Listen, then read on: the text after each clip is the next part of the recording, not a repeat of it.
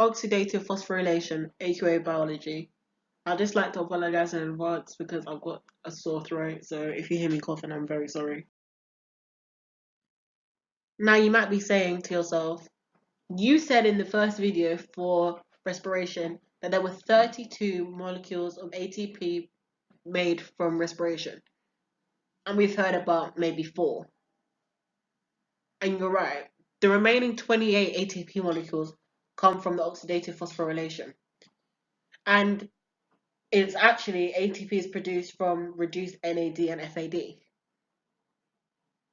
Now, reduced FAD produces 1.5 ATP molecules, and reduced NAD produces 2.5 ATP molecules.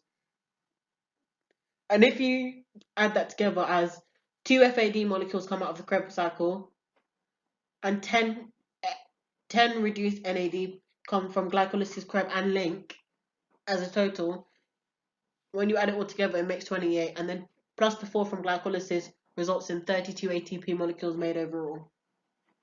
So the electron transfer chain and the synthesis of ATP.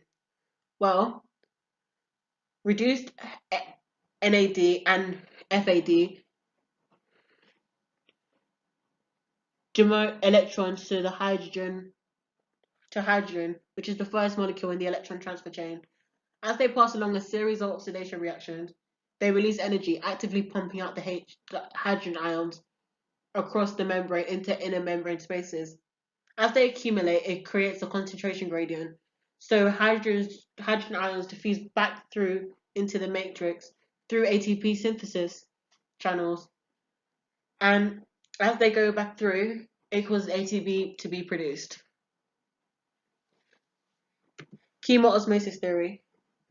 So an electron, hydrogen ions, and water, oxygen bind together to form water, as oxygen is the last stage in the respiration, as it's the final electron acceptor, because you can't just keep them in the chain, otherwise nothing else will be able to flow. So this is this process in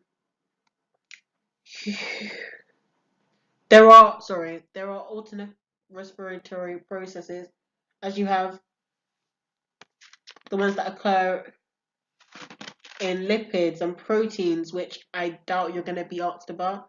But in lipids, glycerol is hydrolyzed to glycerol and fatty acids, and glycerol converts to is triphosphate and fatty acid to acetyl coenzyme A. So glycerol becomes triphosphate and fatty acids become acetyl coenzyme A for lipids. And then for proteins, it's hydrolyzed to amino acids, and the amino group enters the pathway directly to the number of carbons correctly. So that's all there really is for the oxidative phosphorylation. And the next video will be about anaerobic respiration. So if you like this video, then please like and subscribe, and I'll see you on the next one. Thank you for listening.